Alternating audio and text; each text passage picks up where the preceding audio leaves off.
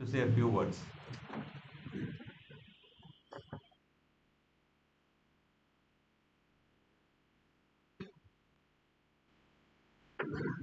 Good evening, everyone. First of all, thanks to our host, Anglo-Eastern, here in their territory today, for hosting the CMMI lecture meet. Our thanks to the Grover sir. He's a well-known personality, well-known person for the financial things. And that is one thing I've always said, we seafarers lack. And by talking to him just now, he has graded us out of 10, number 2. So we have to reach till 10. So that is the bottom line. But this is something which can't be covered just in one lecture. It is something which is has a continuous effect on our not only well-being, because if you are financially secure, then you are mentally also secure. But that is where we lack. Because at a very, very young age, as a seafarer, you start getting a good amount of money to earn. But the guidance, what to do, where to invest, when to invest, the taxation rules, ever-changing rules. So that is here under the professionals, under the guidance of the sir. We are here, sir, with you. So my best wishes for the lectures and thanks for all of us online. Also, a lot of people have joined us. My thanks to all of you. Thank you, sir. Thank you, Captain Fassi, sir. I would now like to introduce our speaker for today, Mr. I thought you were Please forgive me. No problem. I would love to be a captain, actually. Mr. Sanjay Grover is a chartered accountant. After clearing his CA examination in 1987 and securing an All India 30th rank, he joined Arthur Andersen, India, part of the Andersen Group and the largest accounting firm in the world. He was elevated to the position of a tax partner in 1999. Post 2002, he joined Ernst Young, India as a tax partner. He retired from EY in September 2022 and was associated as a consultant in India with the fifth largest accounting firm in the world. He is currently an independent consultant. Sanjay's area of expertise is direct tax, exchange control, and other regulations. His leadership role, amongst others, include leaders of personal tax and exchange control regulation practice of Arthur Andersen, leader of oil and gas tax practice for more than 15 years. I know this is a very short one, but we have a very long one. I would also hand over the mic to you and request you to. Yeah, I will do that. Do I need a mic? My wife says that I talk too loudly. For the online. So either it will pick up. Yeah, basically. Thank you. So I want to first of all thank the association of inviting me. Good evening, sir. Good evening. Maybe. First of all, thank you to the association for inviting us to share our experience, so as to say. I'm an independent consultant now with a short career of, I think, about 40 years. Learning still. We were preparing this presentation and, three of us were still arguing in terms of what positions to take. So I work with my colleagues and just wanted to actually ask them to give a brief introduction. Karthik and Sanjay, if you can introduce yourself briefly, and then we can jump into. Sure. So thank you once again for this opportunity. Of course, my career is also just a decade lesser than what Sanjay said. So I also qualified in 92. And actually, I started my articleship, I think, in 88. You qualified in 87. So that's very. So I've also been, part of always been in practice. Started my career with Bansimetta and Company, and thereafter I was with Anderson. That's how our journey, aligned in that sense. And I was also part of Ernst Young, and now so we also are now independent. And so me and Karthik will produce himself. So we are partners in the firm and three partners who do tax and regulatory and particularly focusing on exchange control. Now, Sanjay is there to guide us, mentor us. So that's how we are. Hello everyone, good evening. I'm CA Karthik Mehta. As compared to the two stalwarts here, I'm a baby. I've just got around 15 years of post qualification. Have always been in the field of tax and regulatory. I personally focus more on exchange control, which is FEMA, and help a lot of corporates, individuals understand the nuances which are involved. When someone moves outside for employment, comes back, etc. That's all. So let's dive into what we are talking about. We're talking about seafarers and financial management. Now, unfortunately, what happens is that you cannot do financial management, and especially as far as seafarers are concerned, they are at sea. Uh, they're never in India. I mean, we're talking of seafarers who are always going in and out. We're not talking of seafarers, who are within the 12 nautical mile coastline of India. They're not operating here, but they're going outside and inside. That's the mandate that I have taken upon myself. Is that because we are going in and out of India, there are very specific regulations that are applicable as far as seafarers who go in and outside. Now, in financial management, to start on financial management without actually understanding the regulations, I think would be constructing a building which doesn't have a foundation at all. So therefore, you have to take incremental steps when you want to construct the building. You need to have a strong foundation and then construct the building. So what I'm going to do, and it was very rightly stated that I've got 35, 40. I've spent, I think, about 40 years in taxation. You ask me, am I an expert? I'm still a learner. I'm still learning. So it's a complicated topic. So I think what is going to happen is that there will have to be a series of lectures to actually communicate and receive from the seafarer's point of view what the holistic issue is. And the objective of this entire exercise is to impress upon not only seafarers, to tell you frankly, what I spoke today to prepare the presentation. I actually reinforced what I had known 10 years back, 15 years back. When, the human beings, unfortunately, don't practice what they say the doctor can't treat himself. I was just asking my colleague, does he have a will? And he had a broad smile on it. I don't know. And I tell everybody that you should do a will today. So, there are some things which are so common and so necessary and so essential. But the person who preaches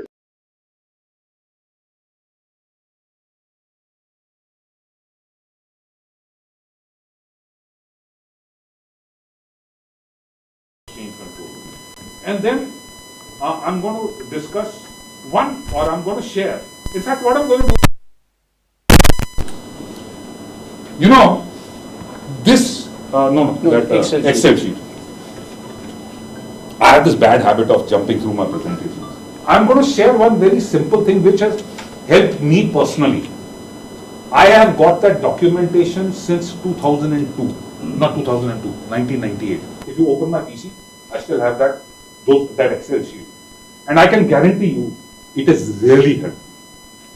It's a very simple sheet, very, very simple sheet. And why I say that is that, when you're starting your career, especially as a seafarer, you're getting paid in dollars. That's a reasonable amount of money that you're talking about. If you're earning locally, then what you earn as a seafarer is a huge gap. And then what happens is, I've been through that, I joined Andersen and then I got a salary of that time of 3,000 rupees and I thought, I'm going to build a refinery like Mukesh Ambani had done. So I still do this myself on a daily basis. I'll tell you what it is. It is nothing. What is the date? It's basically your bank account. Who have you received the money from? And who have you paid it to? And what have you paid it for? So basically the information that it gives, when you have received the money, why you have received it, and if you paid it, what have you paid? What is the objective of this? Two, three objectives. I mean, you have to customize it a little bit. I am telling you, even when I look at this information today, it gives me an idea. Why am I spending so much? Why is my fuel bill going up so high? What is the investment that I have made during the year? And last but not the least, know what happens? It helps me do two things. At the end of the year, when I have to prepare my income tax return, I have all the information. I tally my bank account every third day. Automatically it gets done.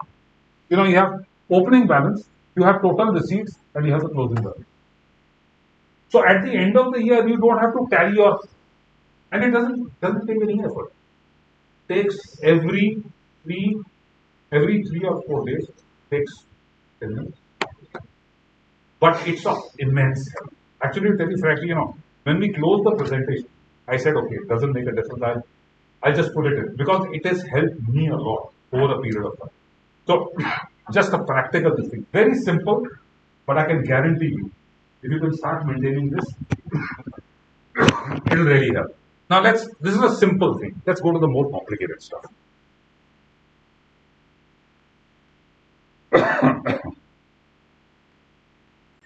So, we are going to start with income tax and we are going to go to exchange control. And why is this so very important that these two that you have to understand from a seafarer's perspective? I would love to not have to pay tax. I will say 30%. To tell you frankly, if I didn't have to pay 30%, I would be a different being. Whatever you want throughout the year, add 34% on an annual basis on that. And if you put it on a fixed deposit, that 34%, imagine there.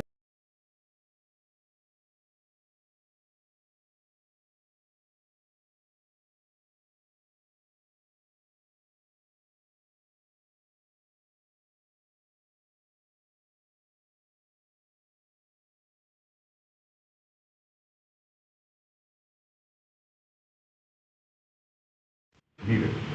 The second aspect that is there, your income tax status, and your exchange control status is linked.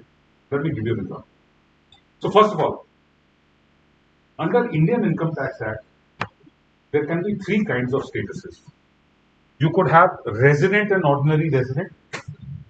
You could have resident and not ordinary resident. And you have a non-resident. So let's say these are three different rooms. The non-resident is the suite. Why is it the suite? It's a suite because you don't pay any tax. Thank you.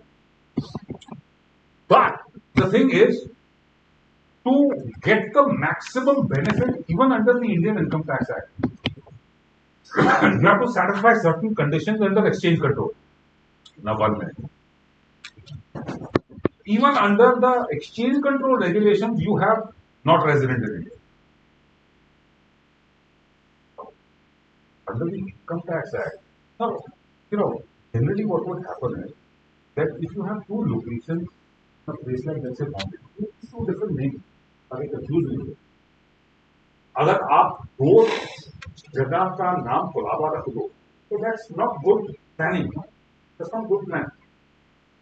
But unfortunately, Colaba is given under two separate legislations.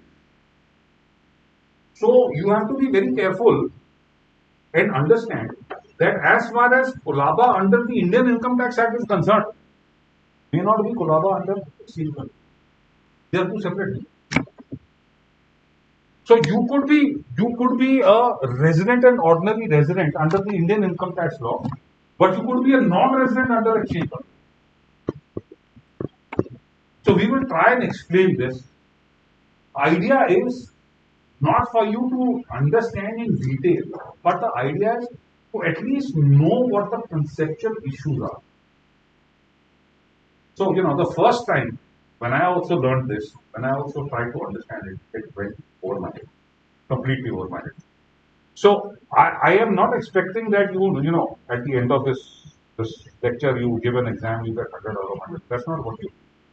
Objective is to make you understand the concepts so that at least you are aware that tomorrow if you face the situation, a bulb lights up saying that okay, you know, I need to look at this. So in summary, what you have to do is you have to first understand under what, in what room you go in as far as income tax is concerned. Under exchange control, there are two categories. Either you are resident in or you are not resident. Actually, there's a third category, not one. But that's really not applicable. So what you have to do first is understand. First, under income tax, which status you fall in. And then you have to understand which status you fall in as far as exchange. You have to marry both of them to come up with an optimal solution. Okay. So what we are going to do now is, what we are going to go through in brief, that if you are a resident, an ordinary resident, then what happens? Now there are two scenarios that I've taken. One scenario is that you are either an Indian or a foreign national, which is what it states. When is the salary not taxable in India? If you are either a foreign or an Indian national.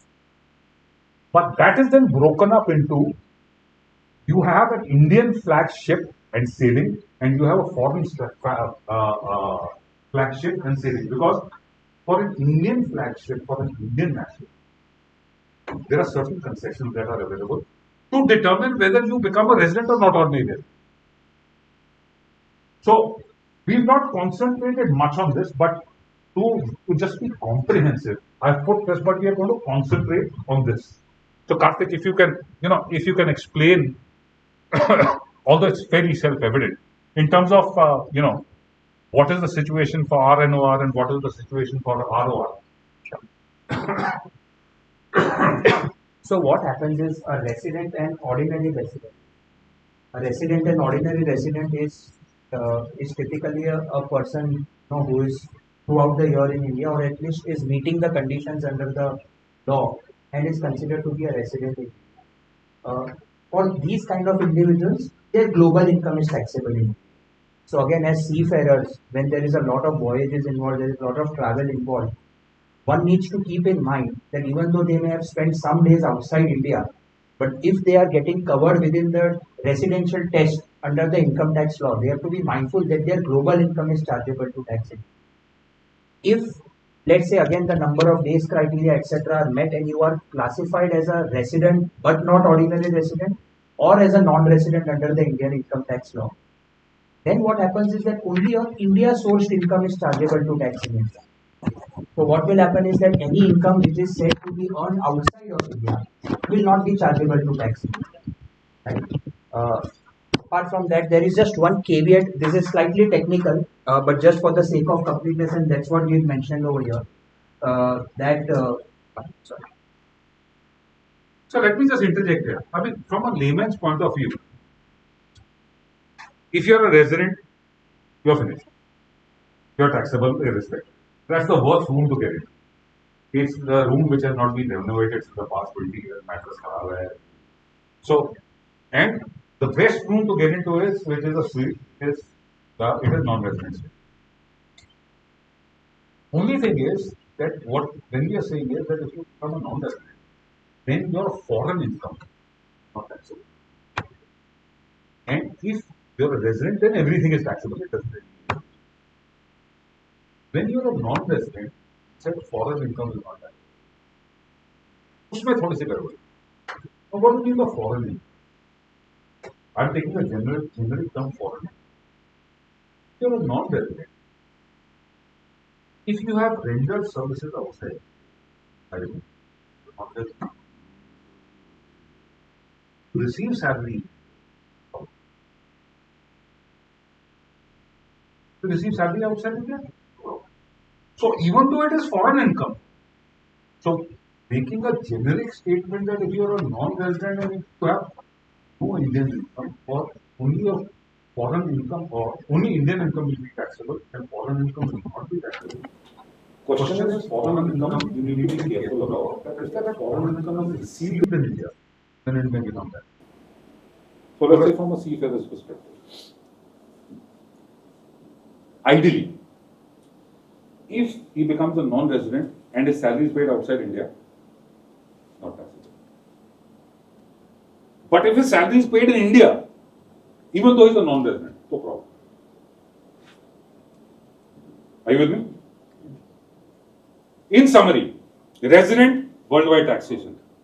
Non-resident, foreign sourced, foreign received income is not taxable. Indian income.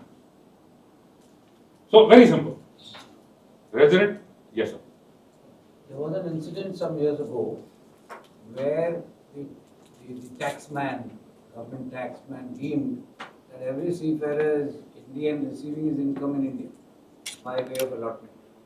And there was a move to tax all the seafarers. But somehow got away. So there was a ruling which actually said that Indian ship is an extension of foreign ship. foreign ship. Foreign ship, Indian seafarers working abroad, they ask for allotment. The allotment from the shipping company comes straight into the Indian account.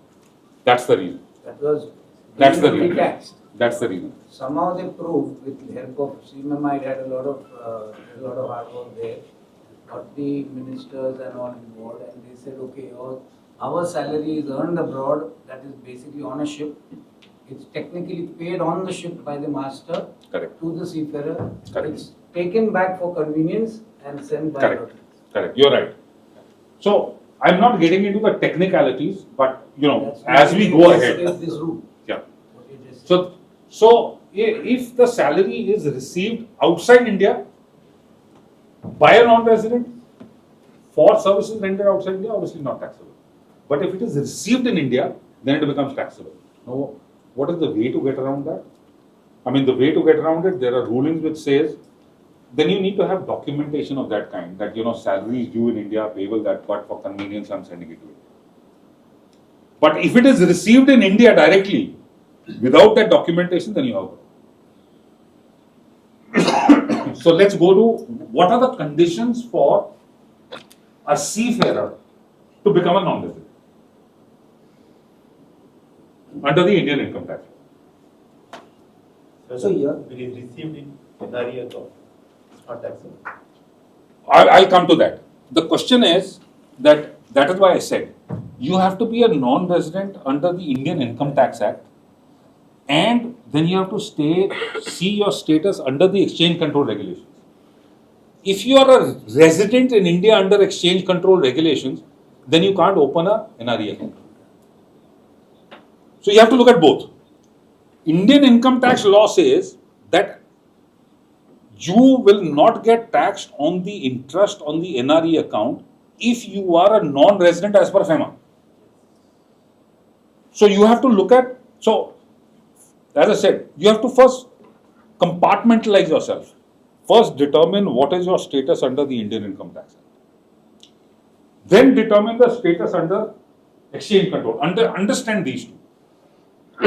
Then if you're cooking a dish, you first pick up the ingredients independently or identify which all ingredients. Do you want salt? Do you want pepper? Do you want coriander? And do you want whatever?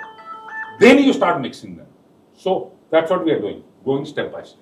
So let's first cover Indian income tax law when you will become a resident.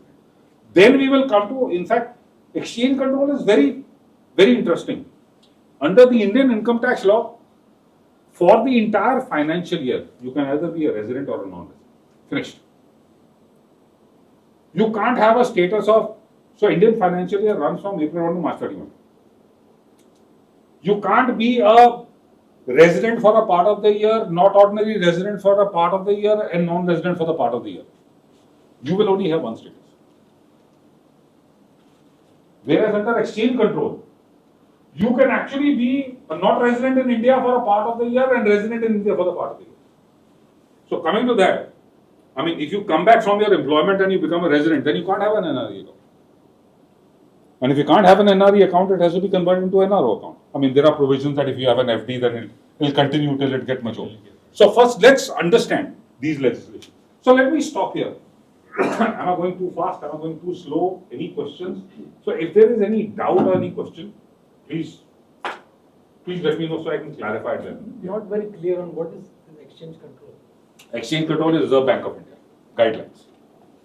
So exchange control means control of anything which is related to foreign exchange transactions. Foreign exchange transactions in India are controlled by Reserve Bank of India. So that's what you refer to as exchange control. If you want to send money outside India, you have to look at the exchange control regulations, whether it's permissible or not permissible. Similarly, money coming in, when can it come in? Can it come in? Can you invest in India? Those are known as exchange control regulations. Can I ask a question, sir? Certainly, sir. Once upon a time, in the 60s and 70s, India was very acutely short of foreign exchange because of the various other planning approaches of the leaders of India then. Correct. And then, in course of time after 1991, our economy was opened up, and as the situation stands now, foreign exchange is available in plenty, and a citizen can send money even for purchase of books, I understand. Correct. So with that, under that background, implementation of exchange regulations by Reserve Bank of India, how conservative Reserve Bank is? So the thing is, currently what has happened is that there's been a seesaw. There used to be a situation, I still remember, where I used to go to the Reserve Bank of India, and that time I was in Andersen. It was a very large practice of ours. We used to actually go and sit there and get permits. Yeah. So every time you have to travel, you have to get a permit. Anyway, so currently a resident can send up to $250,000 for just about everything. I mean, you can't do for gambling and you can't do for lottery and various other things, but they can send it just about for everything. Now, whether conservative is, whether the Reserve Bank of India is conservative or not, I mean, that's a matter of opinion. But I think what the Reserve Bank is looking at from an overall basis, I think our reserves are about 660 or 670 billion plus. They are equal to 9.5 months of imports. So India has a very healthy foreign exchange position, which is required for the purpose of financial stability of the country. Exchange rate. Yeah, I think what the Reserve Bank of India has done, in its wisdom, looking at from an overall basis, it's kept a reasonably decent limit for individuals to send the money out. Now, for some it may be conservative and some it may be aggressive, but I think that's a point of view. But keeping into consideration what used to be there and what is now, it's like a huge change. Let me put it that. This $250,000 is per year. Per year, per financial year. Earlier it used to be a calendar year, now it's financial year. Yeah. So here on this slide, what we have tried is to cover a snapshot of how one can ascertain in a very simple way that whether you will be classified as a resident or a non-resident under the Indian income tax law. So as Sanjay ji mentioned, right, that under Indian income tax law, you will be a resident or non-resident for throughout the year. Right? So first of all, what it says is that during the year, that is between April to March, have you spent less than 182 days in India or not?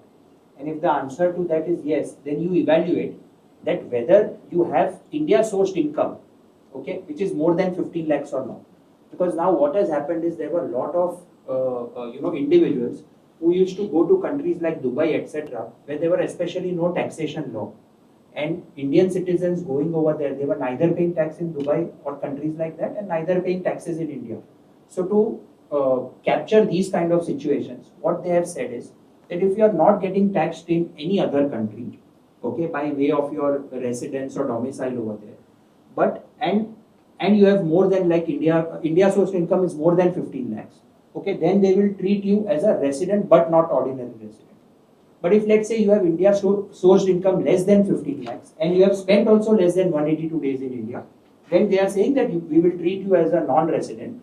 So as long as you have less than 15 lakhs income, spent less than 182 days in India, you will be non-resident, which means your foreign sourced income will not be chargeable to tax in India.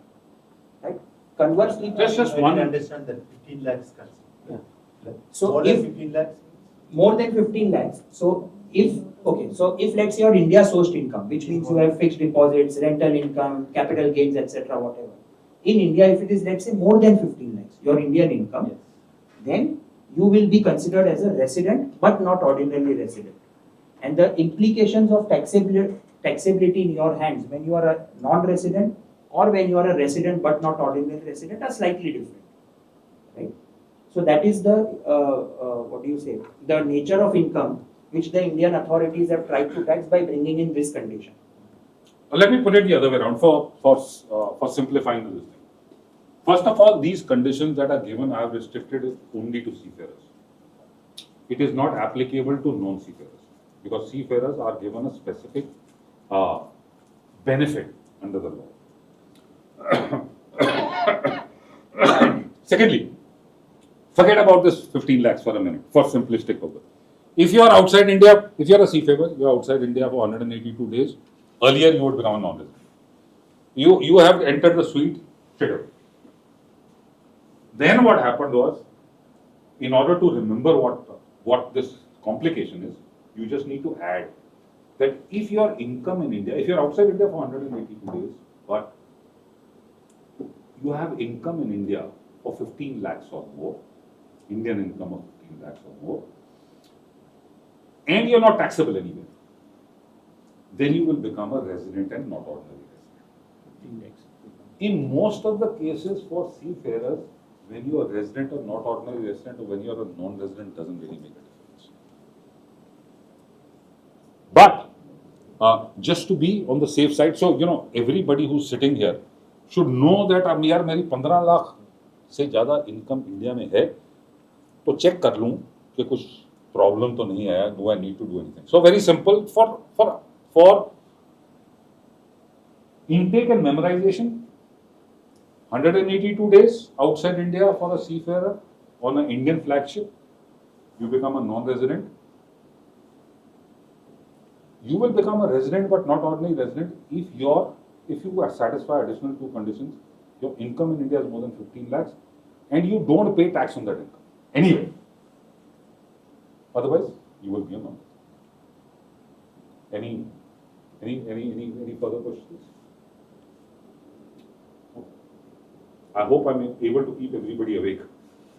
This Indian income was the source of income. That's not the criteria. Indian income from India. Like from here. They are saying they can't hear the audio. Oh, okay. So it's Indian sourced income. It could be dividend, interest, rent, whatever. I mean, it gets a little more interesting. So if you receive salary in India, whether that will be Indian sourced income, but I'm not getting into that. That we can examine it. But just for leaving behind, it talks of Indian sourced income. If your Indian sourced income is more than 15 lakhs, then you can become a resident or not ordinary. But as I said again, it is not going to have much of a difference for seafarers because the taxability between non-resident and resident but not ordinary resident is not much of a difference. And I don't think seafarers will get impacted by the change of the status much. So just conversely, if you look at it, if you have spent more than 182 days outside of India. Yeah, you can continue. You can continue. Yeah, I think we'll answer that question shortly. So just like if you have spent less than 182 days in India, so that is this side. If you have spent 182 days or more in India, right, then there are very high chances that you will become a resident in India. Right? But there are also certain exceptions over there, so to say. So let's say, for example, here, we met someone who mentioned that I was in Qatar for many years. Yes. And let's say if sir is coming back after so many years of time, he's coming back to India, then he will have to look at this situation in the first and the second year after he has come back. because this is kind of a benefit which the Indian income tax law is giving. That if you have been staying outside India for a n number of years, and now you are coming back, they are giving you a transition period, so to say. They are saying, okay, we'll not start treating you as a resident from day one. What we will do is, okay, you have spent more than 182 days in India. Let's take an example of financial year 24-25. Okay, were you a non-resident in India in the last 9 years out of 10? Right? So in your case, possibly when you came back, that might have been true. So then you will be regarded as a resident but not ordinary resident. So what will happen is that for the first 2 years, because how the numbers work is that for the first 2 years you get the benefit after you come back. Your foreign income will immediately not start getting taxed in India. So they give you that transition period to adjust yourself, realign your assets, realign your income portfolio, so to say. And then, so if let's say you were resident, non-resident in all the 10 years prior to you coming back, so then you are a resident but not ordinary resident. In someone else's case, let's say, no, they are not meeting this condition, then they are giving you one more safeguard. Okay, that have you spent less than 729 days in India in the last 7 years? If you are able to meet that condition also, they are again giving you the benefit of transitioning to becoming a full resident in India because if you do 729, it comes to 2 years, right? So from the third year, you will start fulfilling this condition also, and that's how, from the third year, your global income will start getting taxed in India even after you have come back to India after n number of years. So let me make one comment, because when you throw a counterfactual, human beings tend to remember more easily. The government did a very intelligent thing. They just changed a few years back, I think 8 or 10 years back. They are saying you have to be a non-resident, and non-resident based on these conditions. So when you come back, you will you will stay a non-resident principally for 2 years. So you have to say 9 out of 10 years. So you can't be a non-resident for more than 2 years if you're staying continuously in India. Earlier it used to be if you are resident in India for 9 out of 10 years. So if you went outside India for 1 year and you became a non-resident, then for the next 8 years, 9 years, you will be a non-resident. So your foreign income will not get taxed in India. So what used to happen was, if I was to plan, I go to Dubai and I stay there for 1 year, I become a non-resident. For the next 9 years, the foreign source income will not be taxed. So they switched it around. So therefore, hopefully that will help us remember, because when you, as I said, for human beings, when you give a counterfactual, then it sticks. The mind takes it. So if you are a non-resident in 9 out of 10 years, which means maximum 2 years, your foreign source income when you become a resident, as we said, when you become a resident in India, your worldwide income is taxable. But when you come back to India, you get a benefit of 2 years, depending upon what your listing is, that your foreign income is not taxed in India. And obviously, there are certain exemptions, like for example, your NRE, it may not be taxable, but provided you can continue to maintain that NRE deposit. Something like that. Any questions? What about FCNR? We'll look at that. We'll explain that. So I'm trying to actually see what I'm trying to do is at this point of time only trying to stick to income tax, but also referring to the importance that your certain exemptions under the income tax are dependent upon your status under the exchange control regulations. That is FEMA regulations. So we'll discuss how you become a non-resident under exchange control regulations and when can you maintain FCNR and NRO and so on and so forth. Yeah. It says Indian National Seafarer or Indian flagship. Yes. Most of us are foreign flagships. So this condition, there are separate provisions for that. It will change for the foreign flagship. Yeah, that will be separate.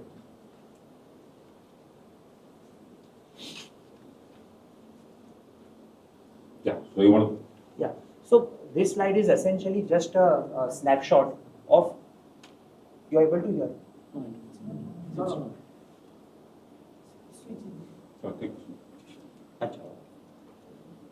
Yeah. Is this better? Yeah. So here what we have tried to just cover is a brief snapshot on how the number of days get counted, right? Because there will be individuals who will be making multiple visits outside India going for employment, coming back, etc. Now, typically, if let's say an individual is going, then the day of exit and the day of entry, they are both considered to be days spent in India. Okay, but for seafarers, there has been an exception to say that the day when you go outside India, right, and the day when you come back into India, they both will actually be considered to be days outside India, right? So what we have just done is kept a very simple example over here for everyone's understanding. Let's say I go outside India on 1st July 2024 and I'm coming back on 31st of July, right? So for a seafarer, you will typically get a continuous discharge certificate, on the voyage. So if these documents are there, which of course would be there in the routine course of business, then actually the days outside India for you becomes 31, which in any other individual's case is only 29. So that's the benefit that has been given to the seafarers whilst computing your days. So when we go back over here, right, 182 days, less, more, etc., or to even count, over here whether 729 days, etc., or not, when someone is returning back, these kind of calculations typically become very critical. We've seen clients, for a day they miscalculated and they become a resident, and their global income then was chargeable to tax in India, right? So these kind of things become they are small facts, small aspects to be considered, but can become very critical. Just wanted to add one more thing. There is one more very important concession that is given to seafarers. For others, the day of arrival and the day of departure is considered as one day, 2 days, arrival and departure. For seafarers, it's to be excluded. In addition to that, if a seafarer goes on a ship today, now, for income tax jurisdiction, the Indian territorial jurisdiction extends to 12 nautical miles. So if a ship goes beyond 12 nautical miles, it's not in India. But obviously, when a seafarer boards the ship, it will always be in 12 nautical miles. You're not going to take him in the middle of the sea and then a crew change will not be there in the middle of the sea, unless you're in an offshore installation which is for oil and gas purposes or something like that. So, for a shipping industry, the second concession that is there, when you get a continuous discharge certificate, and I understand you get a continuous discharge certificate even when you board a ship. Is my understanding right? I'm not an expert in merchant shipping. Even though the ship is in India, it's considered as outside India. So two concessions. If the ship moves out the same day, that day will be counted as outside India. Okay. They say if the ship remains for 5 days, then those 5 days will be considered as outside India. So two big concessions. And in fact, I was involved when this representation was made. So these two concessions, yeah. So one more case. You depart India today, you reach your place where the ship is you're supposed to board, but the ship is delayed, and you have to stay in a hotel for 3-4 days. Then what happens? So, you will always have these freak situations, and then you have a controversy whether it will be counted or not. See, we can go into it, but if you look at the law, pure and simple says that you have to be on the vessel. But if it's a situation like this, then one can always argue that I was outside India and I was in connection with this thing. But then it will get into a controversy.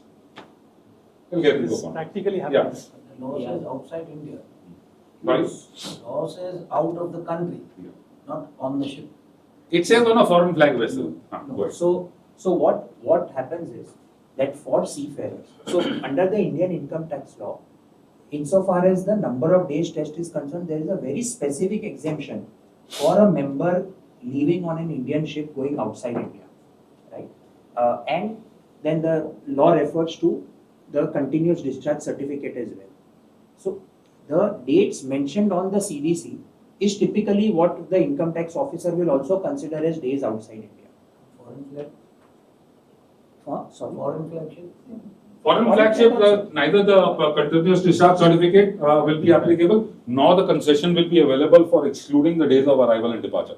Then it will be the normal course. Normal. Just like any other. So that the day you leave the country, that will not be counted. No, the day you leave the country, it will be counted. The day you arrive from the country, will be counted for Indian national, Indian national seafarers on an Indian ship. There are two concessions. The day you leave and the day you arrive, not counted. And from the date of the continuous discharge certificate, when you arrive on the vessel, even if the vessel is in India for 10 days, that's to be excluded. I am joining a foreign ship. Then the day it leaves, that will be considered. The day it leaves will be considered as in India. I am joining a foreign ship abroad. I have left the country today, like Captain said, and I joined the foreign ship like 2 days later. So what happens is, there is one more exception which is generic in nature, which is for employment purposes.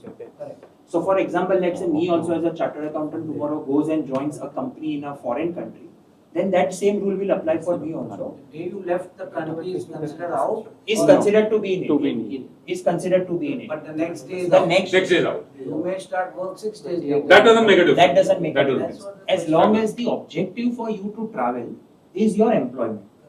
Right? So again, just to make, I know the point is communicated, but a very simple example, you are joining someone from 1st of October, but you may go 10 days in advance as you want to find accommodation, want to get settled in that country, etc. So from the day, right, you go outside India for the purpose of employment, you can take a position that from next day you will start counting your 182 days for outside India purposes. So that's what we have given a very short example over here. Now this is interesting. I mean, you need to be careful in terms of understanding that. So what we have done is that, let's say an individual, a seafarer, is on the foreign waters. We have taken two situations for 170 days. Okay. That individual is also spending 15 days outside India for vacation. He's gone with his family, individual alone, whatever it be. And in first example, there is no employer or employment related activity that is expected to do outside India. But in the other illustration, as you can see, what we have done is that on the behalf of the employer or for his employment purposes, he has been asked to attend a conference for 14 days outside India. Okay. So if you look at the count, the day outside India count in both the situations, in the first situation, it will only be the 170 days that he has spent on foreign waters for his employment purposes. The 15-day vacation can technically not be said either that he has spent on a ship or for employment purposes. So those 15 days technically does not get counted for calculating your 182 days condition. Right? However, in the second scenario, the 14 days that your employer expected you to attend a conference outside India will help you to get that 170 to 184, thereby you can conclude that, okay, I have spent more than 182 days outside India, and which may eventually lead to your status being changed from a resident to a non-resident. Hope that answers your question. So it is documentation that you are. Correct. Yes, documentation, yes, of course. So there will be, logically there will be an airplane ticket, there will be your participation related documentation, and host of other documents or evidences that will help you to support your claim. Particularly, most common case for a seafarer is you finish contract, but you spend 5 days in that foreign country before you leave. Correct. So how do we justify that 5 days? So if let's Because say we are going to take the difference between CDC date and return date. So the thing is that, first of all, and that's what I was recommending, if that's a standard practice. Going time, it's very easy to justify. You went there, you waited for the ship. Correct. But once you got off the ship, now why are you waiting 5 days? So there, it's very simple. Is it in connection with your employment? Now the guy, if he lands, it's not necessary that you get a flight back the next day, no? So if you can justify that, the next cheapest flight because the employer is going to bear the flight. And it's not in the interest of the employer to keep him waiting there. So the thing is, if the employer is bearing the cost of his stay and things like that, and if you can justify that this is the closest flight that I can get, or there may be sometimes there may be regulations which may require him to stay for 1 or 2 days, maybe for medical or whatever it is, for whatever reason. So you need to give a justification. Now if the justification is that it's in connection with the employment, then it will be counted. Very often seafarers could be in hospital. Yeah. So that will be. I mean, if he's in hospital because he went skiing and therefore fell down, then obviously then so that will be count. Yeah, that will be considered. No issue. Sir, apart from this physical presence test, there is something called as, so because as you can see, this is a physical presence, the tests are based on that. There is something called also as an objective test. So the officers or the income tax department does not look only at the number of days, but they will also look at the objective. So as Sanjay ji was mentioning, that if let's say there is a mandatory requirement that you've come back from sea, you need to stay in hospital for 2 days, or for whatever other regulations that may be there, then it's a good position or a good view to take that yes, that may be counted. And this situation comes up only when you are close to 180, 182 days, where you have to then start counting each and every day to ensure whether you are, because that can help you to become a non-resident. Things leave a lot of arbitrary powers with the income tax officer. So, exactly coming back to the situation which I was recommending, you will have situations like these. There will be 5, 6 kind of situations. Either is in a hospital, or he has to do some training, or he has to attend some conference. And the idea is identify those situations, put your mind down, and then prepare a checklist what needs to be done in those situations so that the person has a strong position to take before the tax authorities. Currently, what is happening is one seafarer, because everybody is left to himself, one seafarer will take one position, second will take the second, one will take not included, second will take include. Now, what happens is that if people take conflicting positions, then even to represent before the tax authorities a position which is a reasonable position becomes difficult.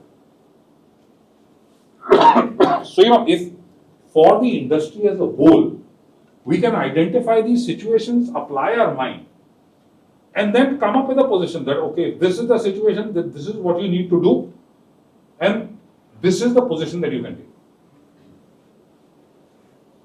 So in our technical terminology, we say that wrong facts can lead to bad law.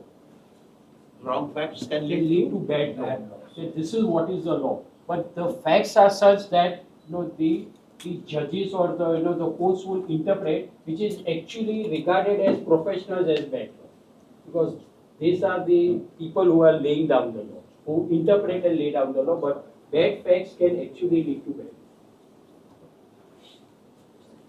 So Bangkok visit is not allowed.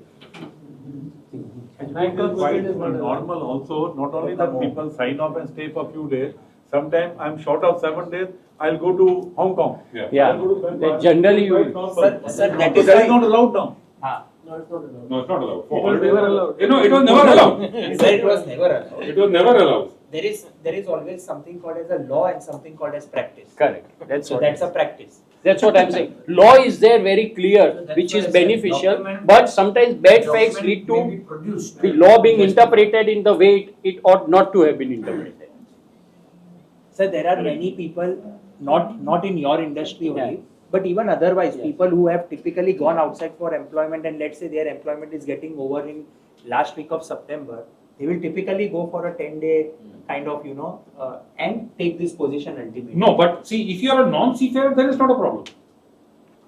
There it is, you don't have to be on the ship, or you don't have to be outside India in connection with your employment on the ship. There it just says you are outside India or outside India. Finished.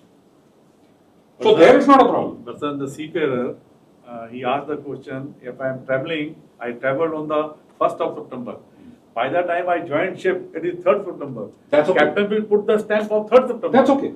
So by CDC will start 3rd. That's okay. No, CDC in India. That's the important one. No, CDC abroad. No, if you go outside India, then you are outside India anyway. See, CDC actually helps you. See, CDC actually helps you being outside India even though when you are in India. That's the benefit of the CDC. It's not the other way And around. it doesn't matter I go to Hong Kong, Bangkok or anywhere. 10 But days your outside India. CDC will be. That's what I'm saying. No, The CDC no. is not to be counted. No. So let me come back and clarify. Okay. CDC is for the benefit of being outside India when you are in India. So if the vessel is in India within 12 nautical miles, let's say for 10 days, if on the first day you get a CDC, you will be considered as outside India. Now, when you are joining a ship in Hong Kong and you are going outside India, then you are outside India anyway. So the CDC on in Hong Kong is of no significance. Correct. Are you with me?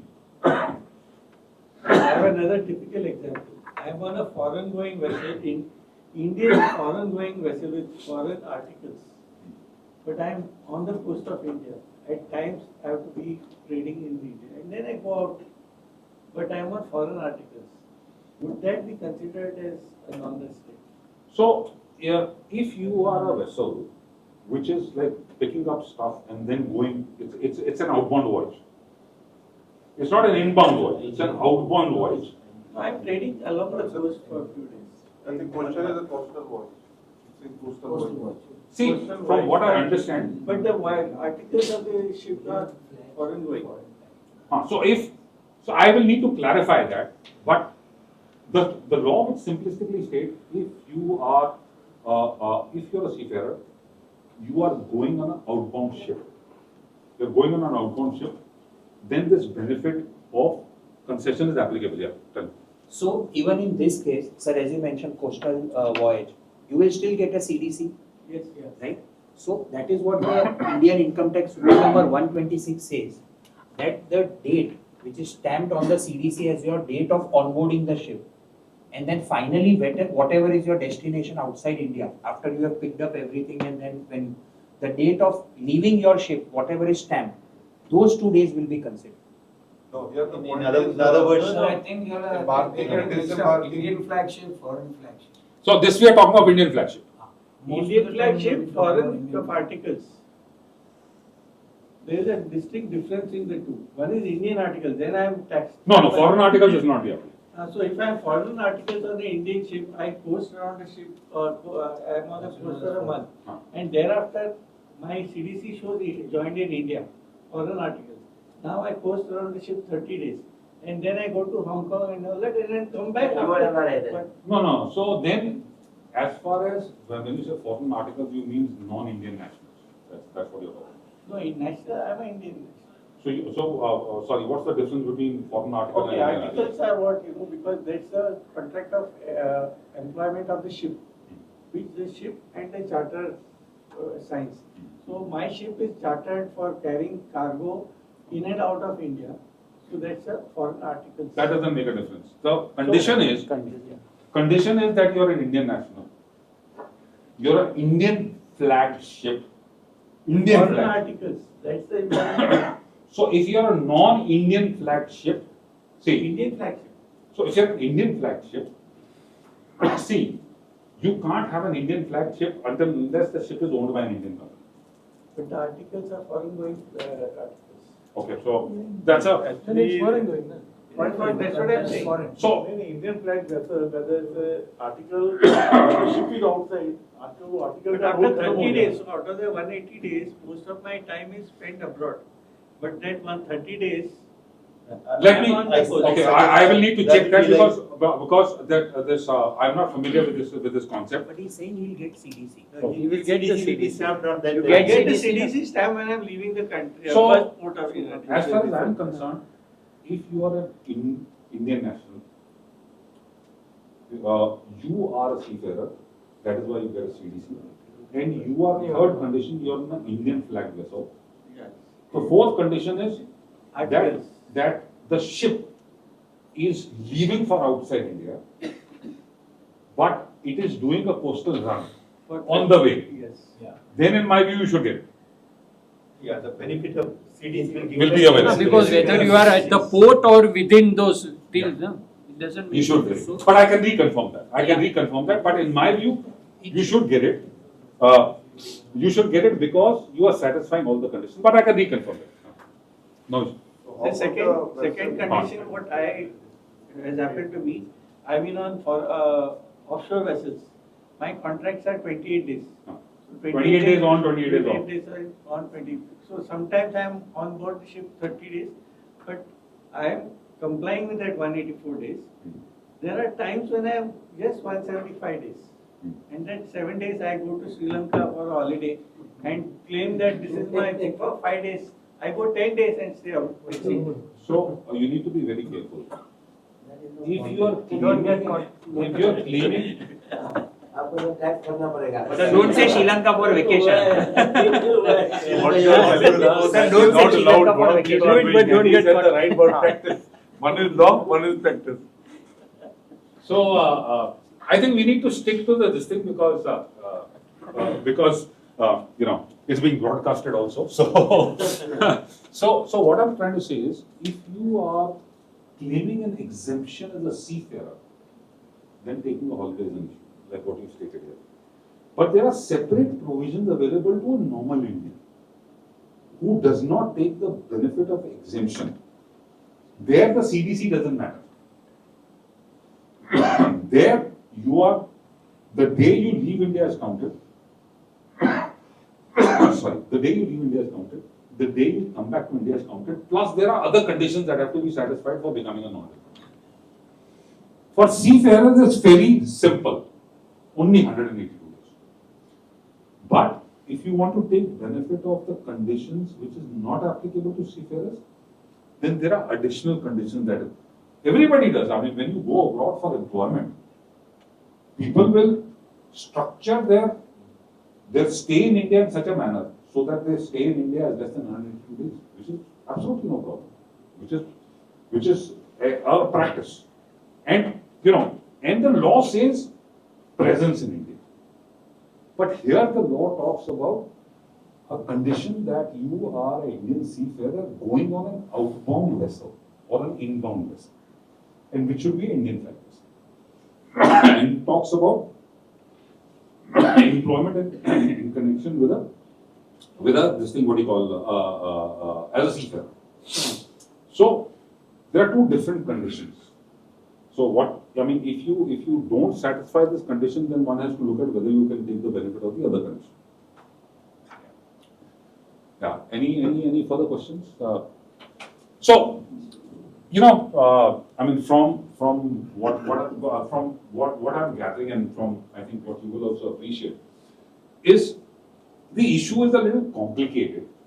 Not little complicated. It's quite complicated. But the idea behind that complication is to kind of simplify it and leave behind 5 thoughts with you. That's it. So yes, sir. Sometimes back, we heard about a proposal from the government that the days outside India will be reduced to 150 days. Is it applicable for the other non-seafarers? So there is only for seafarers this 182 days is there. So 182 days. So the answer to the question is 182 days stays. There has been no change. But if you go back, there is an additional condition that has been incorporated. Can you?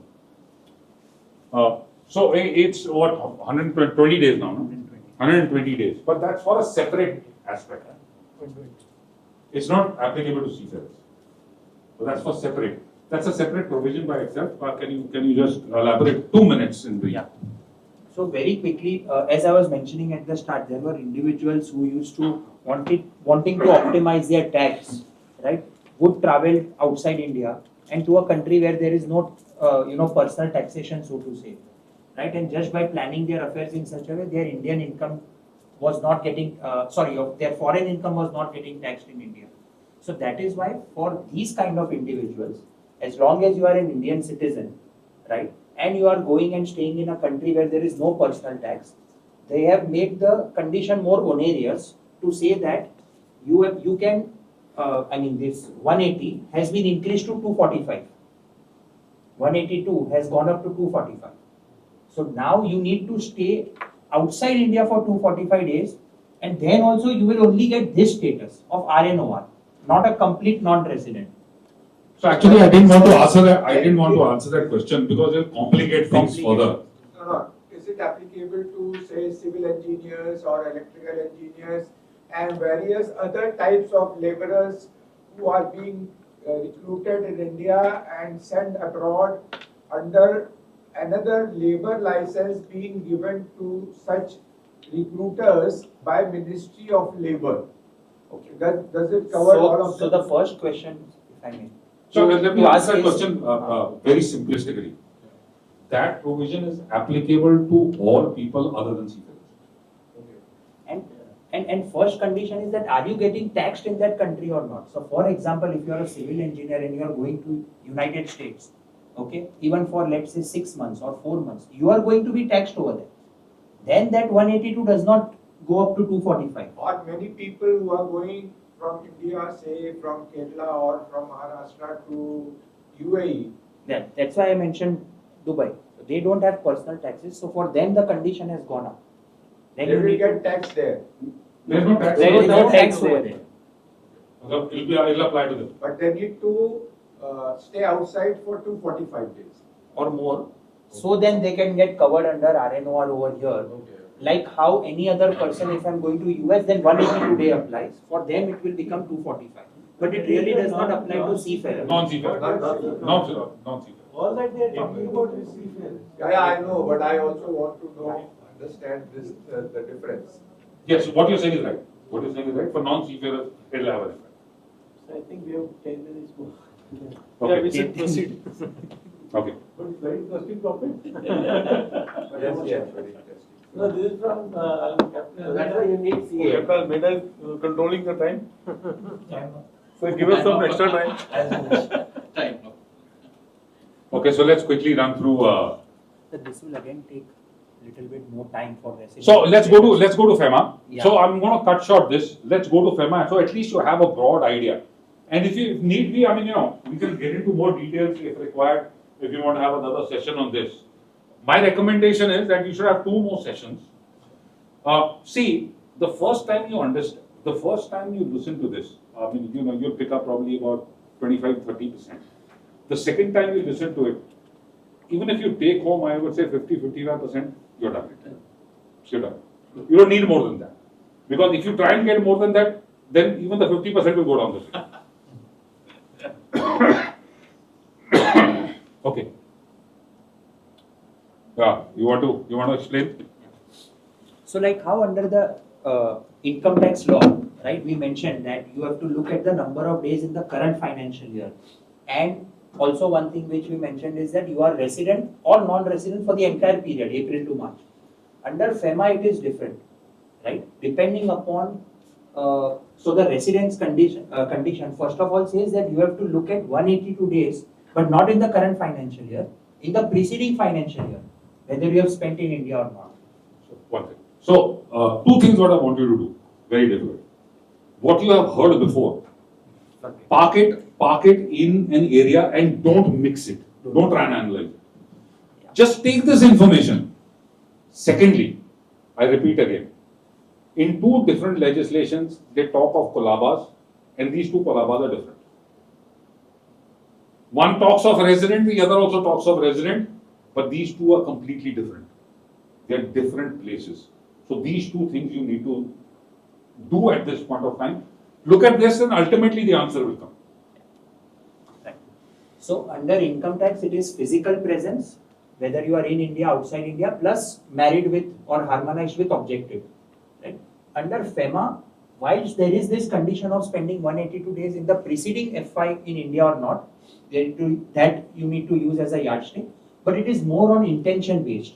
Because if let's say you go outside India for or taking up employment, so whether you are going outside India for your employment purpose or for taking up employment outside India or for carrying on business outside India, business or profession, or for an uncertain period of time, you don't know for how much time you are going and when will you come back.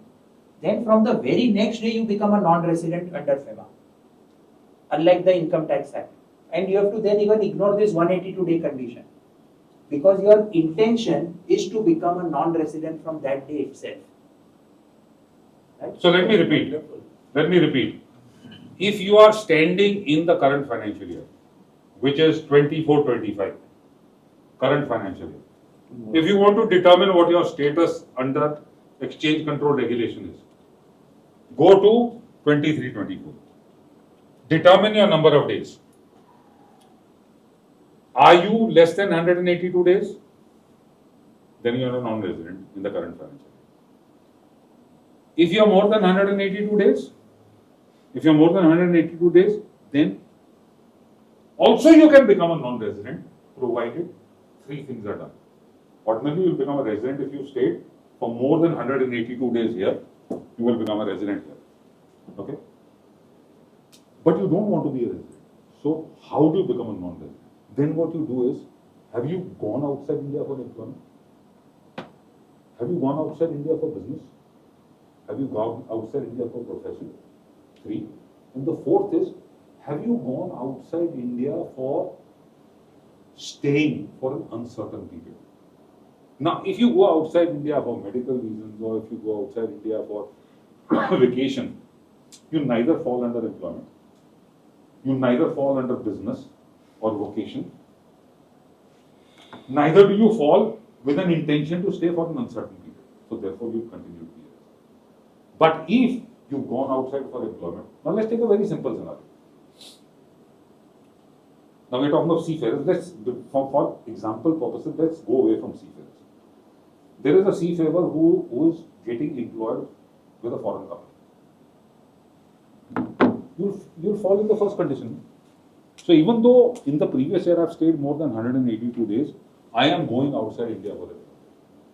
I will become a non-resident the day I leave. Now the day I leave, I become a non-resident. The conditions that are applicable for you to be a non-resident, for example, you can retain your paisa outside India, you can buy property outside India, you can take out $1 million outside India per year, they become applicable.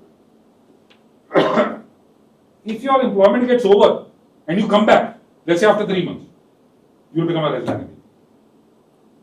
Whereas under income tax, either you can be in one of the three rooms.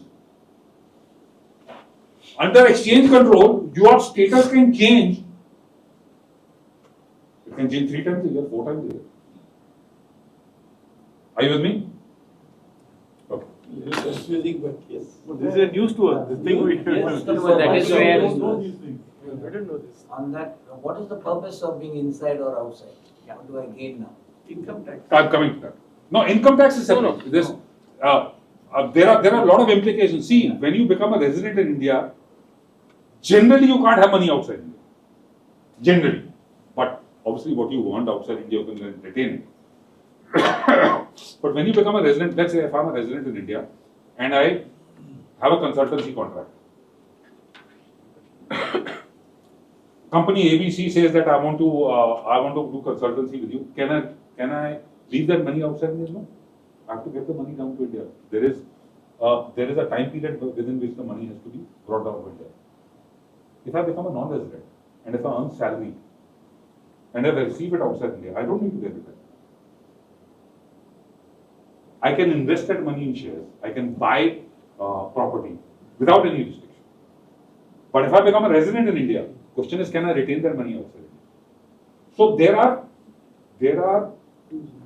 are do's and don'ts when you become a resident. So simplistically, if you are a resident, generally you need to take a view that the extent of money that you can send outside India and retain outside India is an issue. That's where you need to start with. That's a starting proposition.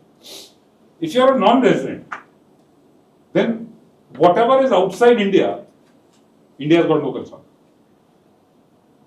But this is non-resident under resident outside India under FEMA. Income tax is separate. You can be a resident outside India under exchange control but still be a resident in India. What does that mean? You don't need to get that money out into India, but you will still pay tax in India. Are you with me? Not now. So if I don't get money in India, how do I pay tax? Yeah. Not getting money into India doesn't exempt you from taxation. See, Investment.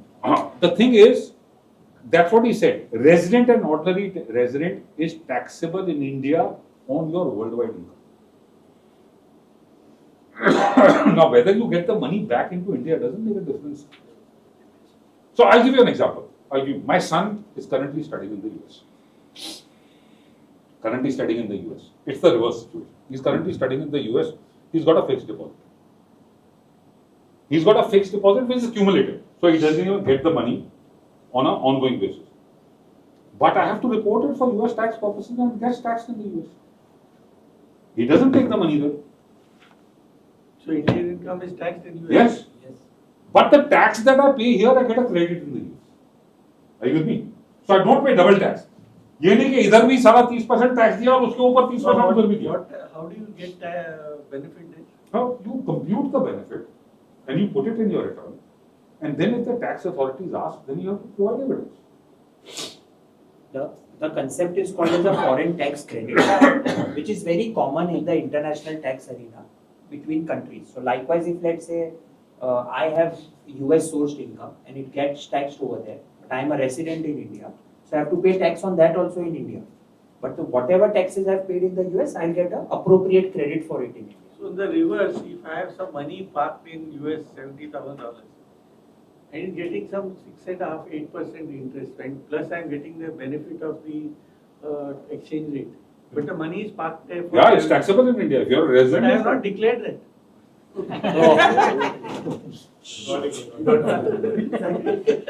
Okay, I think we can. What do you do with it? It is my brother's with my money. Signing the document. किसी के सामने मत बोलो. Maybe एक और कर रहा है ना, it is online. It's a It is question. online. It is online.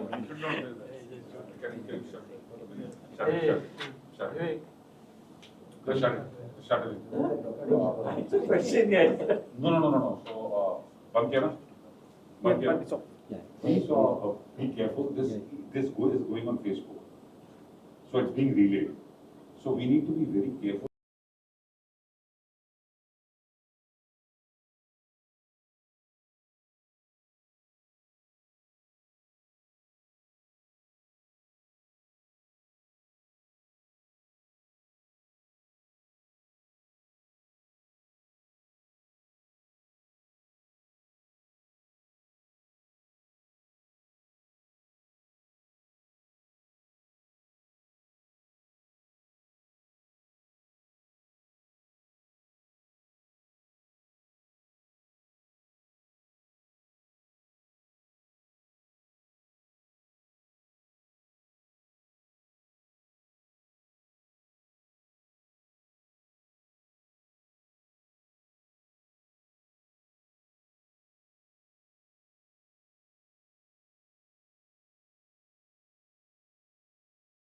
Separate issue. But Sir, I'm talking of FEMA. I don't know FEMA. That's what I'm asking. It's not brought in my being abroad. no. So if it's your brother's income and if They have parked it for me. So I think this is, We can discuss it. We'll discuss it separately. I think this is an issue.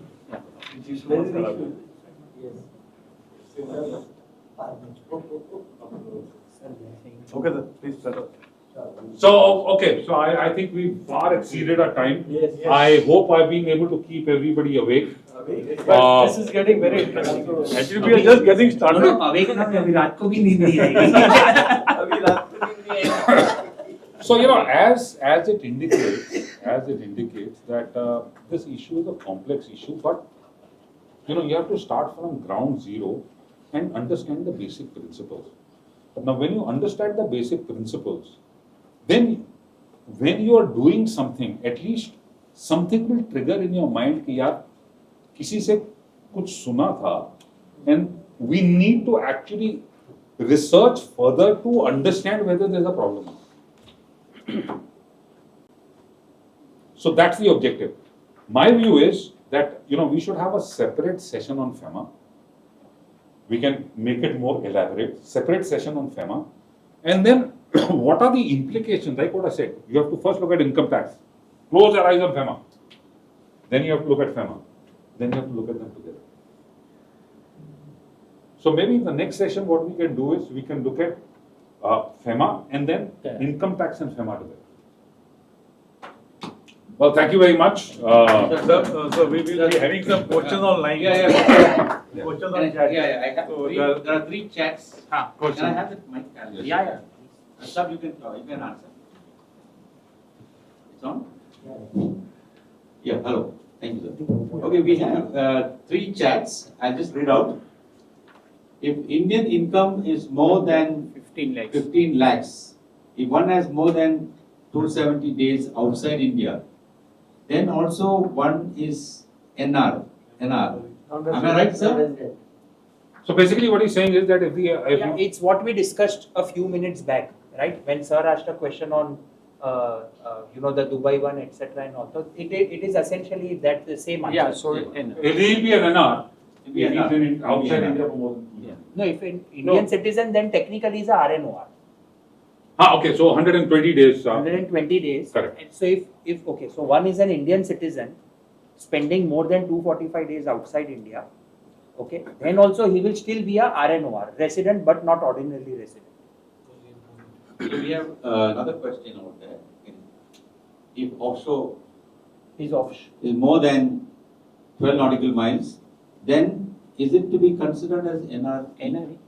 Non-resident, I think maybe. So non-resident status is dependent upon the days that you stay outside India. For oil and gas purposes, the limit is 200 nautical miles. For non-oil and gas purposes, it is 12 nautical miles. So we need to be careful.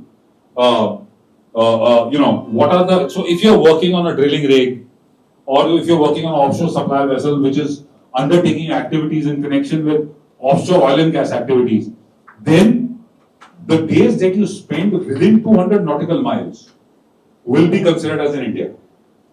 But if it is non-oil and gas related activities, then if you go beyond 12 nautical miles, it will be considered as outside India. There's one more question which is not showing there. If days in India is exactly 182 days, then resident or not It says resident? 182 days or more. 182 days or more. In India for 182 days or more. So that is clear, clarified. Thank you, sir. Those are all the questions that we have for today.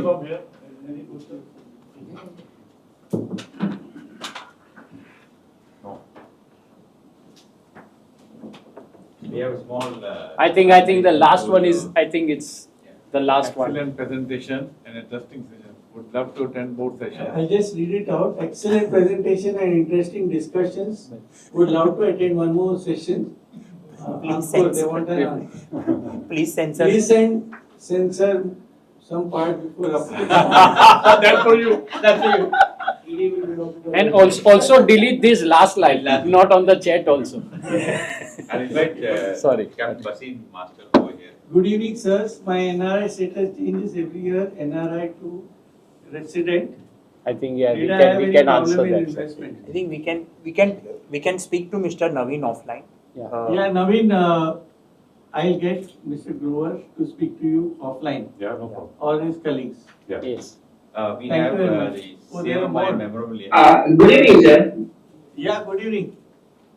Sir, actually, I am working in Indian flag vessel and I am an Indian citizen also. So, actually, my NRS status sometimes resident and sometimes non-resident. So, I usually invest in the stock market sometimes. So, it will impact on that investment or what? See, what you have to do is, again, it will depend whether you are an NRI from an exchange control perspective or an income tax perspective. See, I think what you need to do is, let's have the NRI presentations and a lot of these questions will get answered. Yeah. When you go to, When we do the presentation on how do you become an NRI or when do you become a resident in India under exchange control regulation and what are the implications, most of these questions will get answered. Okay, sir. Thank you. So I'll request Captain Basim to hand over small. Thank you very much. Thank you. Thank you, sir. And also thanks to your team, sir. And Pleasure. also, Very nice.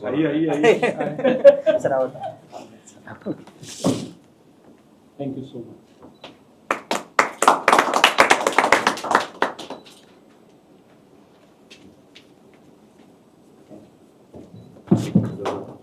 Good, thank you.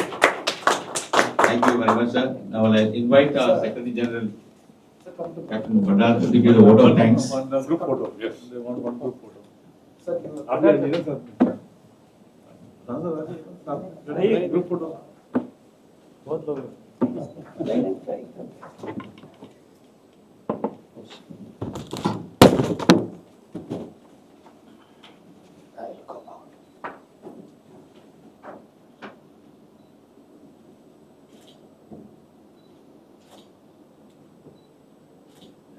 Thank you. Thank you, sir. So we leave Captain Bhandarkar to give the final vote of thanks. Thank you very much. What do you, sir? Good evening to all persons online who are listening. I think there are 7 people right now.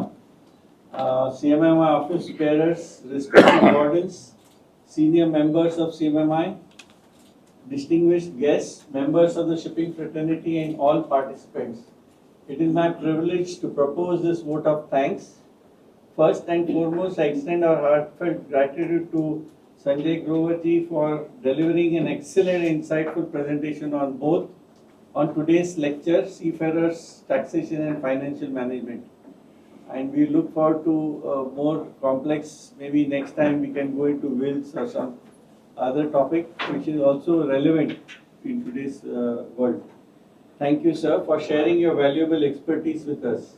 I would also like to express our appreciation to Captain Debu, Captain Almeida and the team for graciously hosting us for today's venue.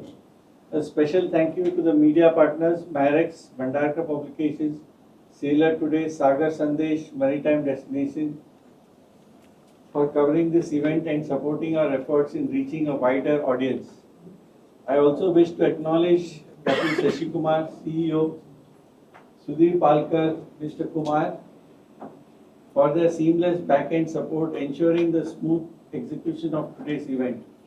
Lastly, to all the participants, your presence and engagement made today's lecture meaningful and successful. We deeply appreciate your time and contribution. Thank you all once again. Thank you very much.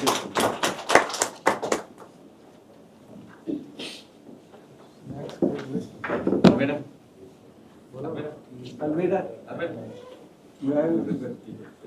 Yeah, I would like to invite all of you to some snacks at the cafeteria. We've got plenty of snacks waiting. Please very join. good. We are looking forward to it. Please join. Yeah, very good. Sorry, I think because I've